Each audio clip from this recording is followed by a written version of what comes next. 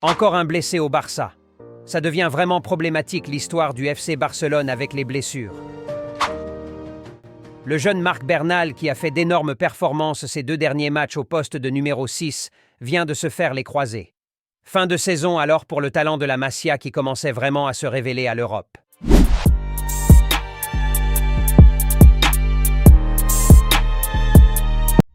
Salut les Blaugrana, j'espère que vous allez tous bien. Bienvenue sur cette nouvelle vidéo analyse en détail du match du Barça hier soir face au Rayo Vallecano, victoire 2-1. On reviendra sur le match en général ainsi qu'une petite note aux joueurs. La formule magique, on like et on s'abonne. Let's go! Triste nouvelle pour nous les Blaugrana et pour le jeune talent de la Masia vu par beaucoup comme le nouveau Busquets. Se faire les ligaments croisés comme ça à 17 ans au début de sa carrière peut tout changer. Déjà, on ne sait pas encore dans quel état reviendra Gavi, même si on souhaite tous qu'il retrouve son meilleur niveau et plus encore, force de constater que les croisés, c'est la pire blessure pour un athlète et laisse à fort pourcentage des séquelles. On lui souhaite prompt rétablissement.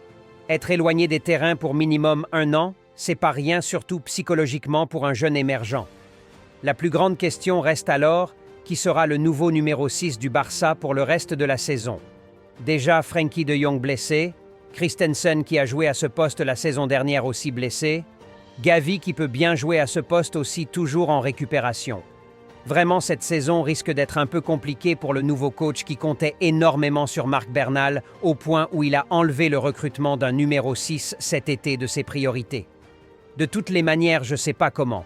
Et qui le Barça pourrait recruter comme numéro 6 cette fin de mercato. Va falloir compter alors sur Marc Casado, qui était même le pressenti pour ce poste avant que Marc Bernal ne conquise le cœur d'Hansi Flick. Capitaine du Barça B et titulaire en double pivot, ce dernier aura alors sa chance de sécuriser une place au sein de l'équipe A, profitant de la blessure de son compagnon au même poste à l'équipe B. Les chances de voir Eric Garcia quitter le club cet été s'estompe donc jour après jour, car ce dernier aussi peut bien jouer à ce poste de milieu défensif, et l'on l'a vu d'ailleurs rentrer dans les derniers matchs en remplacement de Marc Bernal. Si le club s'entête à vendre Eric Garcia et que par malheur Casado aussi vient à se blesser, là on serait vraiment foutu.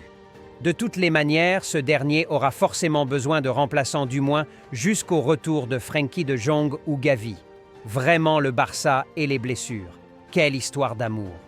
On revient sur l'analyse en détail. J'ose croire qu'on a tous pris du plaisir devant la performance du Barça hier soir, sauf les Madrilènes, bien sûr. Le Barça s'est offert sa 3e victoire sur sa 3e journée de la Liga, avec bizarrement un score de 2-1 sur tous les 3 matchs.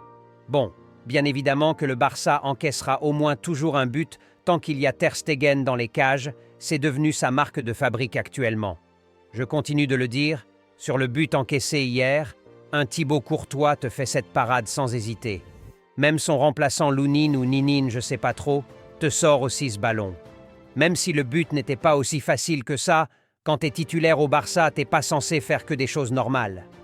Sans prétention, sans Thibaut Courtois, le Real ne prend peut-être pas au moins une des 2 Ligues des Champions récentes. C'est ce à quoi sert un gardien de haut niveau dans un top club. Avant de continuer les Blaugrana, j'aimerais que tous ceux qui sont d'accord avec moi que Ferran Torres n'a pas sa place au Barça écrivent dans les commentaires « out ». Merci.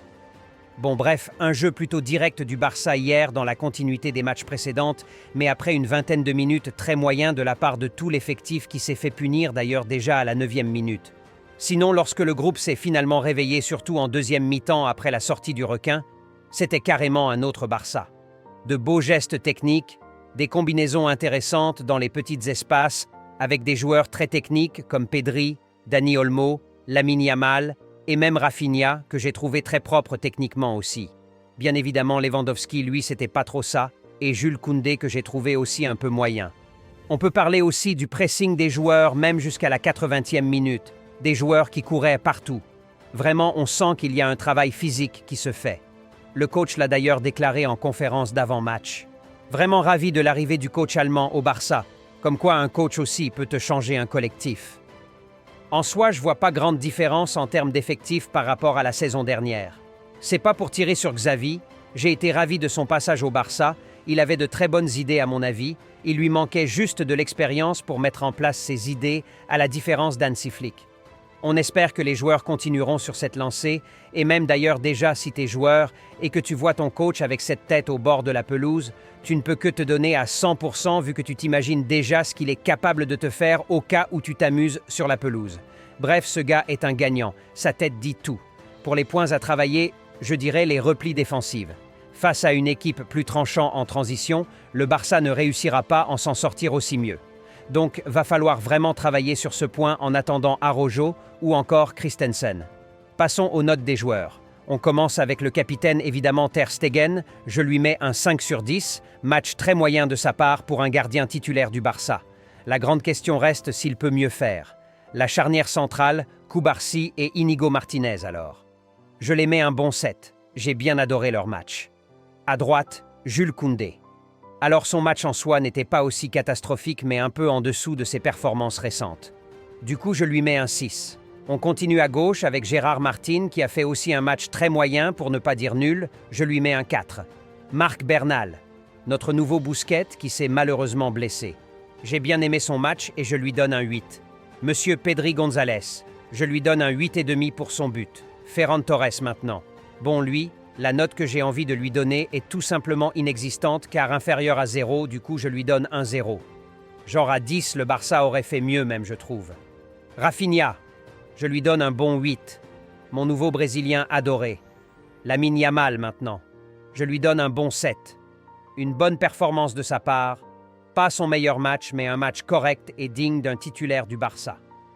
On m'a fait signe ce matin que jusqu'alors, le latéral gauche du Rayo continue de faire des cauchemars sur Lamine Yamal. Des crochets à gauche, à droite, de partout. Bref, il lui a fait oublier le football. Monsieur Robert. Mon cher Lewandowski, je lui donne un 5, un match plutôt sobre, rien d'intéressant. Monsieur Dani Olmo maintenant, l'homme du match. Je lui donne un 9 car tout simplement le Barça lui doit la victoire hier soir. Une rentrée de crack. Lui, il nous fera énormément du bien, je le sens. Les Blaugrana, voilà un peu pour la note des joueurs.